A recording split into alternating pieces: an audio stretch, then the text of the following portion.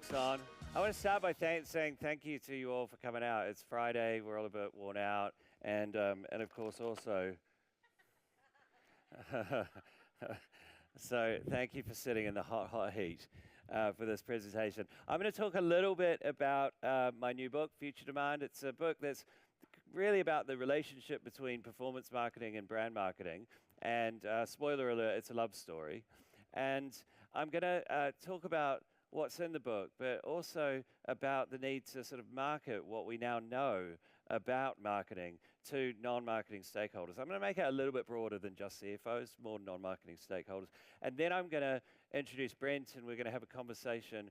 Brent's done an amazing job as CMO of two very large organizations in Australia and has done a great job of marketing to his non-marketing stakeholders and delivering an enormous amount of value in the process. I've come to think that the number one challenge that we have in marketing is non-marketing stakeholders. And not that they're, a problem because they're idiots or they're assholes. They're a problem because we haven't done a great job of communicating how marketing works to those folks so they understand why we're sort of pushing for the things that we're pushing for. A few years ago, Dara Tressida said to me, James, marketing has not done a very good job of marketing. And she was right back then, and she's still right now. We've done often a great job of marketing the products and the brands that are in our care, but we haven't done as good a job of marketing our discipline to the people around us who often sort of hold the purse strings or can be the people that stand in the way of us getting great work out. And often our non-marketing stakeholders operate under a mental model of how marketing and advertising work, operate under a series of sort of beliefs about marketing. They tend to believe that advertising works by causing sales. They tend to believe that advertising has worked if it's caused immediate measurable sales. They tend to believe that performance marketing works better than brand because it sort of does that job a little bit better in their eyes. They tend to believe we should spend less and be more efficient with that spend. That's the way to profitability. And they tend to believe that rational persuasion is a better thing than creativity and emotion. And we now know these things to be wrong, right? We've now got, 20 years of really serious effectiveness research, marketing science that's helped us actually understand how marketing and advertising really work. And so I want to pick off a few of these things today and explain why those kind of beliefs are actually the wrong ones. I'm going to start with advertising causes sales. So most people, most non-marketing stakeholders are under this belief that advertising causes sales by putting the right argument for our product in front of the right people.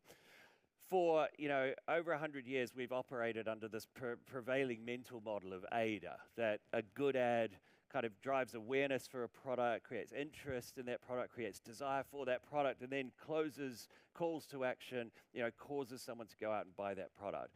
That's predominantly how most people believe advertising works. AIDA comes from 1902. It was first kind of conceptualized by a guy called Frank Dukesmith. And Frank Dukesmith was not an advertiser, was not a marketer. Frank was a salesperson. And Frank never meant for AIDA to be a thing that explained how marketing or advertising works. He designed it as a description of how sales works, right? It wasn't a marketing advertising thing, but it was adopted by a bunch of advertising and marketing people after, in the early 1900s as a mental model for how advertising works. But it wasn't actually meant to be that. And if we consider the conversion rates of advertising. Let's look at the conversion rates of advertising. They're usually around 1%. They're sometimes up to 5%, and they're never over 15%, right? So these numbers haven't changed in 100 years, okay? Advertising usually, if we think about it as persuading people to go out and buy something, it usually does that about 1% of the time, and that hasn't changed in 100 years. So what does that tell us? We've become so much more creative as advertisers. We invented the strategic planning discipline to help us create more persuasive advertising. We've got so many more and more sophisticated media targeting and planning and tools. And in all of that time, we haven't changed the conversion rate of advertising on average at all. Now, that means one of two things. Either we're completely incompetent as an industry, or our mental model for how advertising works is actually the wrong one. And I can tell you, advertising does not cause sales. Now, that sounds like quite a provocative thing to say, and quite a scary thing to say to a group of advertising people and marketers. Advertising doesn't cause sales, but it does ensure brands win a greater share of sales. And I'm going to talk to you about what I mean by that. Advertising is a very powerful force at causing brands to win a greater share of sales, but a very, very weak force when it comes to actually causing sales. And to explain it, I'm going to go back to what marketing is fundamentally about. Marketing fundamentally is about two things: how markets work, it's marketing, and how humans make decisions.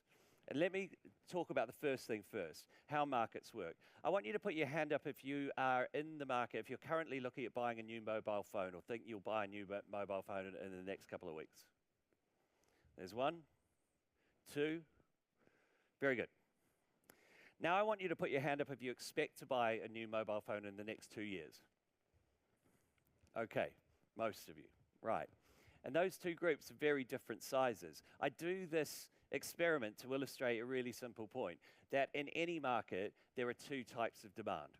There's what I call current demand, which is the two people that put their hands up. That's people who are in the market right now, and they're ready to make a purchase from that category. And there's what I call future demand, which is all the rest of you. You're not in the market for a phone right now, but you will definitely come into that market at some point over the next couple of years. And just as the very scientific experiment that we just did proves, the current demand in any market is always a lot smaller than the future demand. There's a lot of future demand in any market, and there's a little bit of current demand. And we can take this off the stage and into actual research. Here's a NatRep sample of US consumers, and I asked them when they intend to purchase a new smartphone handset. Is it in the next week, the next month, the next quarter, the next 6 months, and so on and so forth. And this is how it comes out. 15% of people in the market this month for a mobile phone, 85% of those people are future demand. They're going to come into the market later. Doesn't matter how much we want them to buy a new mobile phone right now, they're not going to. They're going to come into the market later. Americans buy sneakers a little bit more often than they buy smartphones. So the shape is a little bit different, but the principle remains the same. 26% in the market today or this month, 74% future demand.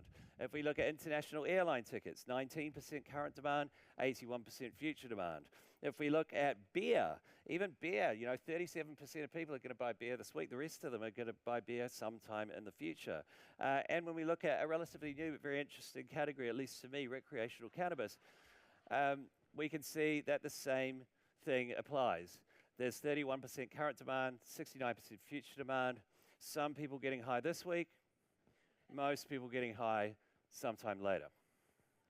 And this is how markets work, right? It's how all markets work. They have a small amount of buyers in them at any given point in time, and a massive amount of buyers who will come into those markets later. So that's how markets work. What about how humans make decisions? How do humans make decisions in relation to markets? Well, this is an excellent piece of work from WPP Media and the Said Business School at Oxford University, published last year. What they did was they studied 1.2 million purchase journeys, 1.2 million cases of someone being outside of the market, coming into the market, making a choice and purchasing something from that category, and then leaving the market again.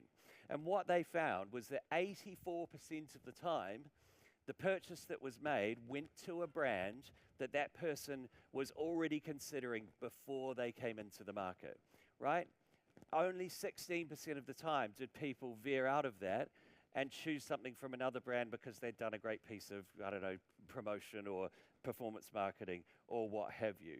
And the truth is that when we come into a market, we come in with biases towards brands that we like or that we would consider, and we usually act on those biases. Not the marketing put in front of us, those biases are what cause us to act. And one of those biases is our familiarity bias, right? When people come into a market, they tend to gravitate toward brands that they feel the most familiar with. We all have a familiarity bias in our heads. We all bias toward familiar things. And In marketing, behavioral science, they call this the mere exposure effect. The fact that we tend to like things merely because we've been exposed to them before. And so when we make people feel familiar with our brand before they come into the market, we bias them toward towards acting on the marketing that we do to them when they're in market. And we can prove this. So in one of my companies, Tracksuit, we did a big study. We now track tens of thousands of brands around the world. We got our data, we gave it to the marketing science team at TikTok and said, what can we tell between brand awareness as tracked by Tracksuit and the performance outcomes of those brands on your platform? And what we found was absolutely no correlation between brand awareness and click-through rate. It doesn't matter if you're the most well-known brand in the world or nobody's ever heard of you before. If you make a cracking piece of content on TikTok, people will click on it. But marketers, we are not here to drive clicks. Several studies have now proven there is zero correlation between clicks or click-through rate and any meaningful business metric. It's a completely bullshit, unimportant metric. Stop worrying about it. When we looked at the correlation between brand awareness and conversion rate, what are we here to do? Sell stuff, drive conversions, right? That's what we're here to do. We can see a very strong correlation between brand awareness and conversion rate. As brand awareness gets higher, conversion rate goes up. As a brand has spent more time making their brand familiar to people before they come into market, those people are more likely to choose that brand and act on their conversion ads when they do come into market. And the difference is really stark. If you're a brand with 60% awareness, your conversion rate is about 3 times as high as if you're a brand with 20% awareness, right? This proves what I'm saying. When we make people familiar, when we do our brand building, make them familiar with us before they come into market, we're more likely to convert them when they do. Making our brand more well-known makes our performance marketing more efficient and more effective. The conversion rate, the effectiveness of performance marketing is actually not really governed by the quality of the performance marketing. It's actually governed by the quality of the brand building. If we want to be great performance marketers, we got to be great brand marketers too. And that's why we see time and time again these studies that are able to look at the overall marketing ROI of a company or a brand, right? Everything they spent, all the advertising they did, all of their spend, compared with all of the sales or incremental sales that it brought in. If we're able to look at that number and then look at what percentage that brand spent on performance and what percentage they spent on brand marketing, we see, just as Google did here last year, the highest ROI is experienced by brands that split about half and half. Not the brands that lean into performance, not the brands that lean into brand marketing either. About half and half, that's where it nets out. That's what Google found with thousands of e-commerce retailers here in Europe. Now, these aren't kind of CPG companies. These are e-commerce retailers, digital, modern companies, right? 50-50. Same thing found by Analytic Partners also last year. They looked at incremental revenue growth, and they found that the companies that were spending half and half on brand and performance were much more effective at driving incremental sales than the brands that spent most on performance or all on performance. And this reflects back to our friends Les and Peter, and the long and the short of it, back in 2013. They found in their set of data that it was 60% brand, 40% performance. A little bit different, but still the same basic idea that it's the balancing of these two that's important. What most people don't know is that way back in 1992, there was a guy called Peter Kim in New York. He was a VP at JWT. He had access to a very large data set in America. He was worried that brands were spending too much on promotion. Back in 1992, we had advertising and promotion. Advertising is what we think of as brand today. Promotion is the performance marketing of old, the type of marketing that was intended to create very immediate, very visible, very measurable sales. He was able to ask the same question. If we look at the split between advertising and promotion or brand and performance, we see the same, what does that add up to in terms of ROI? And it's the brands that were about 50-50 that were experiencing the highest ROI. Every time we look, it doesn't matter when we look, it doesn't matter where we look, every time someone's able to do a study like this, they always find that it's the companies with the best overall marketing ROI spend about half and half on brand and performance. There is no study out there that shows anything different to this, right? This can be considered pretty settled. We've got 2 jobs to do and we need to do them in balance. Advertising does two equally important things. Not that one thing of convincing people to buy stuff. It actually does two really important things. Firstly, it creates future demand. It warms up that large group of out-of-market people so that when they do come into market, they're biased towards us. They gravitate towards us. And the second thing it does is convert current demand. Get as many of that small group of in-market people as possible to act on that bias that hopefully we've created with our brand marketing and convert into a sale. And so that brings us to a question. We've got these two jobs to do. We need to do both of them. We need to do both of them all the time. We need to do both of them in balance. What's most effective at converting current demand, and what's most effective at creating future demand? Let's start with an example. If you're one of the two people that put up your hand to say you're in the market for a mobile phone, chances are, if you saw this information, you'd read it. It's a bunch of rational information comparing an iPhone with a Samsung Galaxy, right? It's all the features and facts and price and where you can get it and star ratings and all of that stuff. If you're in the market for a mobile phone, chances are you're going to read that because you're in market, you're interested in it, you want to make the right choice, it's currently interesting to you. If you were one of the many people who put up their hand to say you were going to buy a mobile phone at some point over the next 2 years, I bet you would not read that information, right? You'd probably not even notice it, you'd just filter it out unless you were weirdly interested in mobile phones. That doesn't mean a mobile phone brand can't engage you. It just needs to be on a very, very different, in a very, very different way. Here's another example. This is an ad for a truck, a commercial truck. It's a perfectly good ad. It's very similar to ads that we've seen all our lives. There's a big picture of the product, a not very good headline, a bunch of rational information about the truck, and a call to action at the end. Now, if you're in the market for a commercial truck, you'd probably stop and read this ad. Is anyone in the market for a commercial truck? No. But I bet you all saw this, right? You all saw this. You all watched Jean-Claude Van Damme do the splits between two reversing Volvo trucks down a highway with Enya playing in the background. Why did you watch that? You're never going to buy a commercial truck. Fucking waste of time. Wasted a minute of your life. It's a completely irrational thing to do. It was a very, very effective ad. It won the Creative Effectiveness Grand Prix back in 2015, I think it was. Sales increased a lot. It got lots of views. But the most impressive thing that it actually did was it led to many, many years of market share growth for Volvo trucks, right? This is the latest figure that I could find back in 2022, all-time high volumes of market share increase in 41 different countries.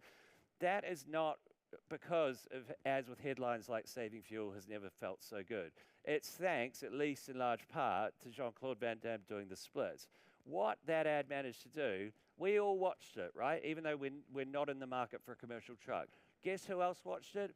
All of the people who would come into the market for a commercial truck over the next years, right? That's how that ad worked.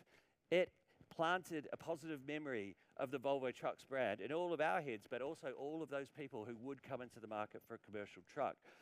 And this is what creating future demand is all about. It's about planting positive memories of our brand in that huge group of future buyers. That's what creating future demand is all about. And that's what requires creativity and emotion. What do I mean by creativity? The stuff we celebrate here every year. Original ideas that are designed to engage people rather than to communicate at them. Now, we know that creativity outperforms uncreativity when it comes to driving market share increases. We know that thanks to Peter Field and the IPA, that creatively awarded work is about 7 times as effective at creating longer-term market share growth than advertising in general or non-creatively awarded advertising. And the reason for this is that the small group who are in the market for a commercial truck will probably pay attention to this. Right? What this does is it earns the attention of everyone who's going to come into the market later and isn't currently going to read that ad. Creativity is about earning the attention of people who are not currently in the market but will come into it at some point in future. That's why creativity is important. Now, Howard Gossage, bless him, back in the 1950s said nobody reads advertising, people read what interests them, and sometimes it's an ad.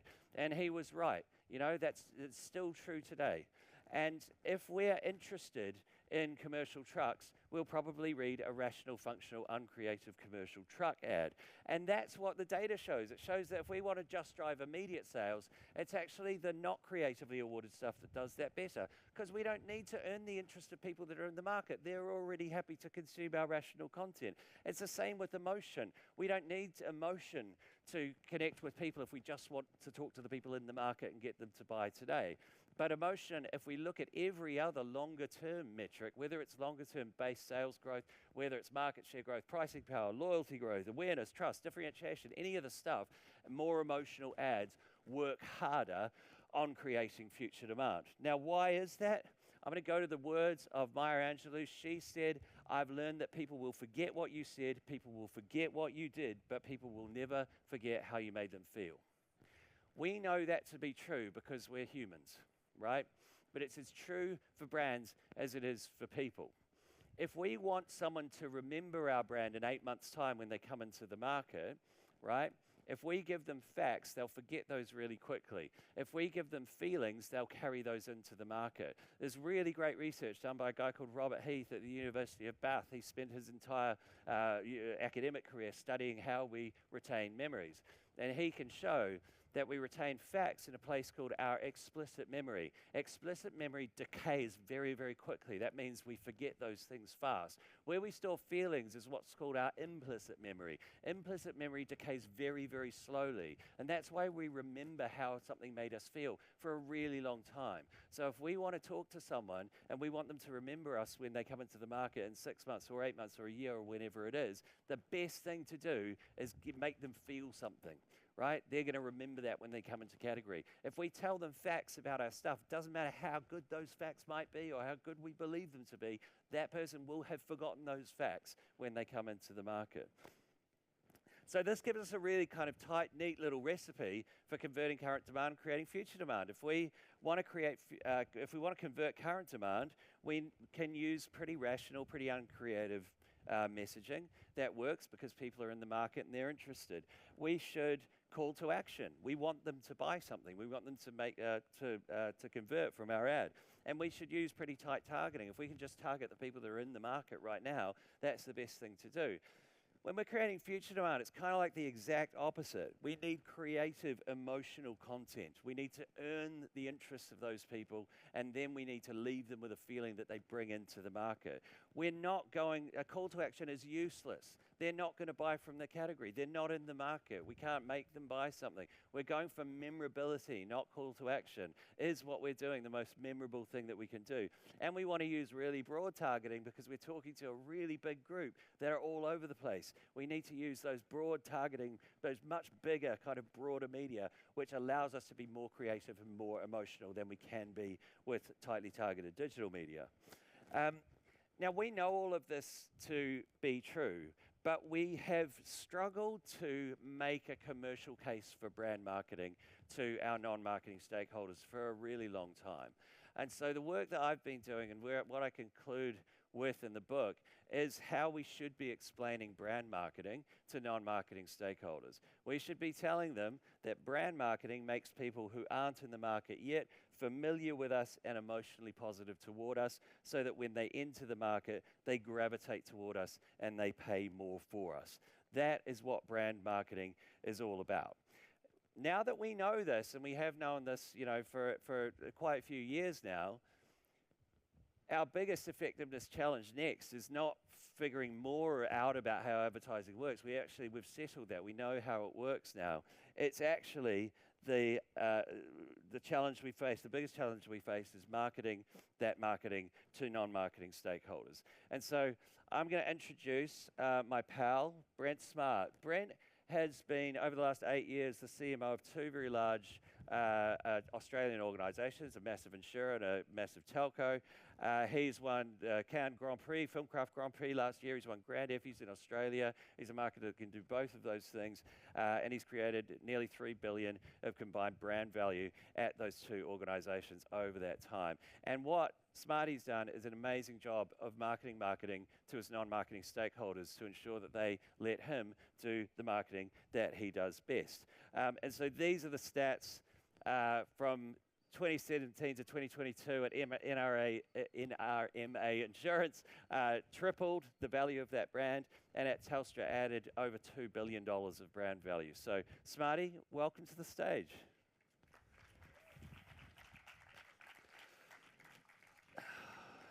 So, you did a really good job. You've been a very good boy. Thanks, James. Talk to me about it. I mean, those are the, we've got the facts there, but tell us about how it started. Like when you walked into these organisations, and they weren't at all marketing in the way that I've just been talking about. And one thing I found really quite interesting, quite instructive about what you did was first you actually made sure they knew what they were buying with you as a CMO. Can you talk about why you did that, how you did that? Yeah, well, I think when you're interviewing, I always think that I'm interviewing the CEO as much as they're interviewing me. And I'm trying to understand, are they open to change? Are they trying to hold on to where the brand is? And do they understand that creativity can unlock growth, do good things? Now, they don't articulate it the way we do as marketers, but I think you can pretty quickly get a feel for how open they are to change. And certainly for me at Telstra, I was really lucky because I had a new CEO. I think the best time for any CMO to join an organisation when you've got a new CEO who wants to change things. And so I make it very clear, the two things I like to do in interviews is, number one, make it very clear that I'm a creative CMO. It's not going to be BAU and status quo. We're going to do work that's creative and different for the category. And you might feel a bit uncomfortable about that. And then the second thing is I give them a very strong opinion on their current work. And I tell them I don't like it. Yeah. And then you get a very quick sort of read on, are they open to a strong opinion? Do they love it? Do they think it's actually good work or not? So I think it's so critical to position yourself the right way as an incoming CMO. Yeah. And then, I mean, the first few months, you go in with having set those clear expectations, but you've still got to, in many ways, sort of earn the right to, do great stuff and shake things up. What does that look like in the first 6 months before you've got any proof of the results that you're driving? Yeah, well, in the first 6 months, you don't have any data, really. You've only got data on what they did before. And if you want to do something different, then you don't have any data to back that up. All you've got is conviction. And I think conviction is the most powerful thing for any marketer to have. I think it's quite easy to say no to data. I think it's quite hard to say no to conviction. Yeah. And so I think if you've got a lot of conviction and belief, I mean, they're not going to believe if you don't believe. So I think having real conviction and having a vision for where you want to take the brand is super important early. The other thing I always try and do is get a quick win. There's always a quick win. So at Telstra, the quick win was make a Christmas ad. Yep. So it's the most important retail time for our category. So it's important to the business. You've almost got permission to be a bit more emotional at Christmas. Yes. And to be honest, you'd have to really sort of mess it up to not do something, to do something that wouldn't work at Christmas. Yeah, you know what I mean? yeah. So like it's a time when everyone's in the market. To your point on current demand, there's lots of current demand when Christmas time. So I always try and make a Christmas ad because I think it's a way you can sort of send a message to the organisation of this is the sort of work we're going to do now. It's emotional and it's storytelling. It's not call to actions and offers. You can show a quick win in terms of the commercial impact that has. Yeah. But the best thing is the staff love it. Yeah. The staff love it. And I think, we can all go and spend a lot of money with these tech companies who own this beach down here to improve our CX. Or, the simplest thing you do to improve your CX, you're a service company, make your staff proud to work for the brand. There's a few NPS points in that every time. Yeah. And then it becomes a groundswell in the organisation, and they really want to sort of lean into doing great work. Yeah.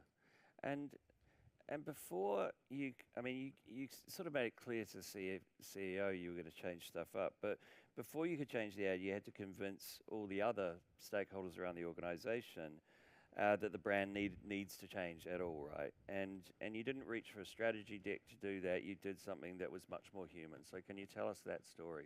Do you want to put it up? Yeah, let's put it up. Yeah. So working for a big telco, I had all the data in the world. I had tracking study upon tracking study. And so I could have walked in and said, we're going to move consideration from 62 points to 64 points. It doesn't really move people when you sort of talk like that. we commissioned an ethnographic study. And the thing about Telstra, there's an Australian comedian who said that Telstra should change their name to fucking Telstra, because that's what most customers call them. So we had a reputational challenge where we weren't known for great service. We're an ex-government telco. But the fact was our service was getting much better. Our NPS scores were very strong, but we had a whole group of non-customers who don't experience the experience. We had to change how these non-customers felt about the brand. Reputation, which CEOs and boards love talking about reputation. But reputation isn't a rational thing. Reputation's an emotional thing. It's how people feel about a brand. And trust is the most emotional thing there is. So anyway, we did an ethnographic study with some of these non-customers to really unpack how they felt about our brand. And these are the 3 drawings that came back. So we asked them to draw how the brand feels. So the one we got the most was a white guy in a suit. You're corporate, you're serious, you're boring. Second one, Monopoly man, cash registers, bags of money. You care more about profit and shareholders than you care about customers. And the last one, I'll never forget when I presented this, there was this sort of sharp inhalation of breath from our CEO. You're a bully. So if your brand is perceived as being sort of boring, greedy, and a bully, that's a pretty good mandate to change the personality of the brand. And what's really interesting about this had so much more impact than if I had gone in with charts they're used to looking at. Like the CFO's just been in there with graphs, the supply chain guy's just been in there with data. And if you come in looking like them as a marketer, I think it has way less impact. Come in with something that's creative. Come in with a story. Move them. And then I think you can really earn the right to change the brand. So this was critical. And what's really great is I remember them presenting ideas months later and senior people at our company going, would we still get the Monopoly man if we did that? Like they remembered the imagery from these drawings, and it's really powerful. Yeah. I mean, the drawings made them feel something, right? Correct. Absolutely. Yeah. So yeah. And you talk about marketing as being a bit like running a political campaign, right? What do you mean by that? Yeah, I do. I think it's like an election campaign, and what all the great election campaigns do is they come up with these great sound bites that we remember and stick in our brain. Yes we can, and all those great political sound bites we've had. So I had one at Telstra, and I used to say this to anyone who would listen to me from any department at any level. When they said to me, "Oh, what's the brand strategy? What are you trying to do with the brand?" I just say this: if you want to change how people feel about the brand, we have to change how the brand feels. And what was awesome was after 3 years at Telstra, I had so many people say this back to me like it was their quote. Yeah. And they absolutely knew what we were trying to do. And I think being able to get out of marketing jargon, I didn't say, we're going to change the reputation of the company. Like get out of the jargon, create a soundbite that's memorable, and create a groundswell where lots of people in the company really understand what you're doing. So my favorite meeting every year was the sales conference, where we got all the store managers. We have a lot of stores around Australia. You got like 2,000 store managers on the Gold Coast. And that was my favorite presentation every year, because that's a chance to get the people who are selling to our customers, the people who are delivering the experience day in, day out, if you can get them on board, aligned, excited, inspired, it creates this real groundswell in the company that I then think, again, it makes it harder for the executives to ignore that, Yeah. Totally. And then, like, not just changing the work, but you had to change the mix. So tell us about when you arrived at Telstra, what they were spending on performance versus brand, what you took it to, and how you went about that, because that's quite a big, scary change for a company to make. Totally. So when I arrived in 2022, because the two things about telco, number one, they're all engineers, right? Like they build mobile networks. They're very clever engineers. So they're very rational and they're very data-driven. So you need to use data to prove that things are working, and like data is a big part of the culture. But the other thing about telco is I've never worked in a more competitive category because as a telco, you're competing with everyone. So I'm competing with other telcos. I'm competing to sell a device with Apple and Samsung and Google. I'm competing with the local retailers who want to sell those devices, like the really great retailers who are amazing at selling stuff. So you're sort of competing on many, many fronts, and it's a very retail, offer-driven, highly competitive category. So they were spending 80% of their budget on, we called it trading at Telstra, which is essentially retail with lots of offers and discounts and call to actions, A lot of performance marketing, completely rational, boring. But to your point, only the people in market see Yeah. that stuff and engage with that stuff. And they're spending 20% on brand. And the thing about the sort of brand work they were doing, it was classic, big, corporate. Like the line was, Australia is why. Wow. We do it for Australia. And like any customer's like, bullshit. That's not why you do it. But we're only spending about 20% of our money on that. So the first thing I want to do is just change it up and let's get to 50-50 brand performance. But again, when you first make that switch with a big budget, it's really, you don't have any data to prove it's going to work. Yeah. So what'd you do? So we did a little test. So I'm a big fan of doing tests in a way that is not scientific enough for most marketers. Like most marketers I talk to want to be very scientific in how they do tests. I just do a test that's kind of close enough. Yeah. Get a signal on whether it's sort of directionally going to work, get fast feedback, and then implement. So Adelaide is a sleepy town in Australia. It's not one of the big not one of the big capital cities in Australia. It's a smaller market. So what we did was straight away we just switched the budget in Adelaide to 50% brand, 50% performance. I didn't tell anyone because who's going to notice? And we just did it for 4 months. And I said to my team, we are not looking at this data until 4 months' time. We're just going to wait and see what happens. And I'll never forget when we got the first debrief on this. I was just going, please. The sales can't go down. And I was just hoping for it to be flat. I was just hoping to be able to say, look, when we spend more on brand, sales are flat. Sales in Adelaide were 14% above the national average for those 4 months. So now I've got a data point. And it was much easier then for me to go and convince my stakeholders that we need to switch the whole $100 million budget to 50% brand. It was very hard to argue with. Yeah. Could they? Did they try to argue? No. Not really. When you make a change like that, the hardest thing is the first couple of months. Yeah. Because everyone is watching it so closely. And the minute your trading numbers look a little bit soft. Yeah. And that's where I think it's so important. I said before the importance of conviction. I'd say the other most important value for a CMO is patience.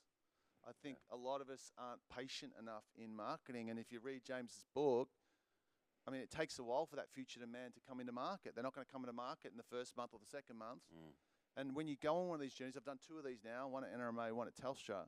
When you go on these journeys, it doesn't look great in the first year.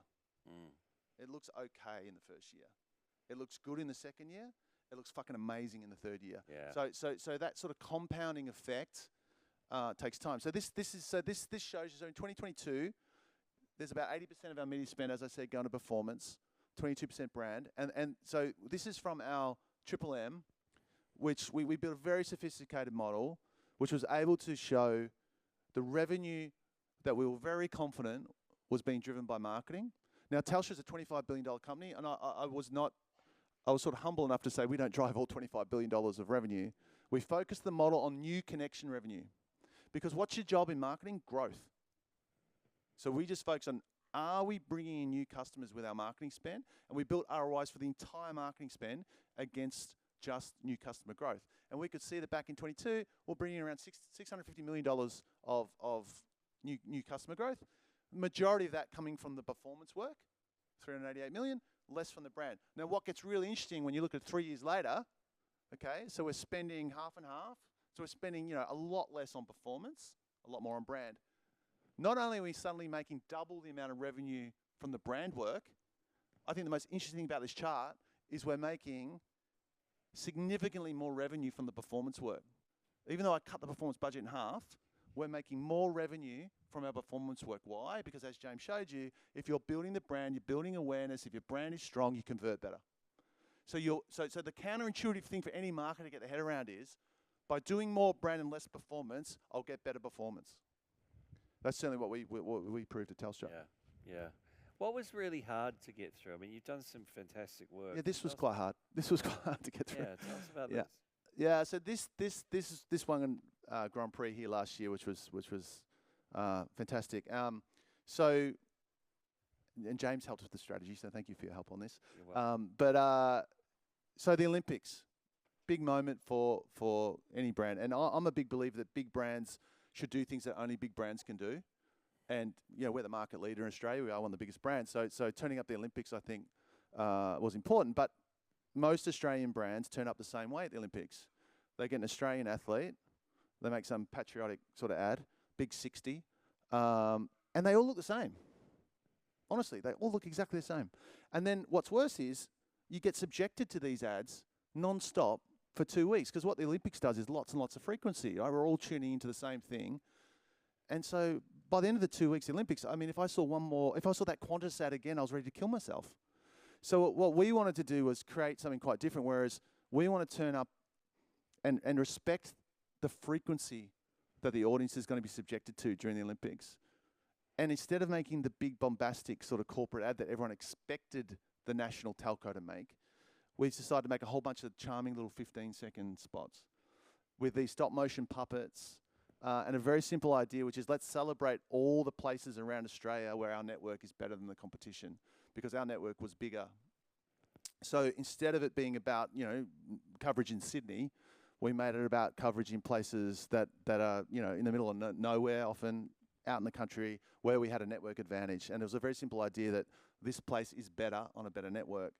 And all the little characters are the native animals from those areas. And then the bit that really took it to another level, I think, was all the voices are people from those towns. So we actually got the locals from those little towns to voice the characters. But this was a super hard sell, right? Because it's got no phones in it. Animals, everyone loves a real person talking on a real phone in the telco category. So it's animals, humour. Now they're funny, and the hardest sell was, Brent, why do you need to make 26 of them? I don't know. It's more impressive than 5. Didn't really have a reason. But it felt like if you're not going to make the big brand ad, then let's just make lots of them. And it was actually the best call we made, because then you scatter them all through the Olympics over 2 weeks. It was amazing to have 26, because we just kept surprising and delighting. You never saw the same one twice. And it became a real thing during the Olympics. And what it did instantly was just change how the brand felt. Suddenly the brand felt humble and warm and all the sort of things we wanted it to feel. And I'm very, very passionate.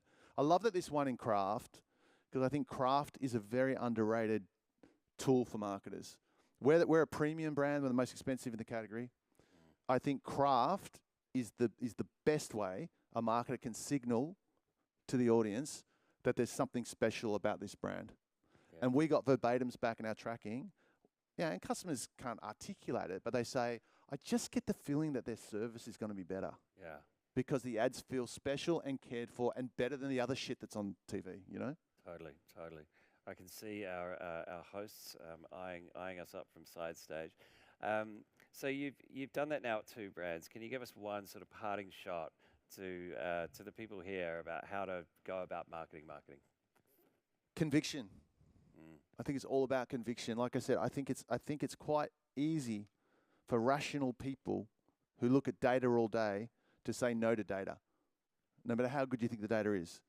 I think it's really, really hard to say no to someone who's got conviction. I mean, what type of boss says no to someone who's really, really convicted and really wants to do it and really believes in it? I think it's the most powerful thing that you can have as a marketer. So I would say if there's one thing for any marketer out there, and agencies too, if you want to sell great work, conviction. Amazing. Well, congratulations on 2 incredible journeys, and thank you for proving the book right. and thank you all for coming along. Thank you. Cheers.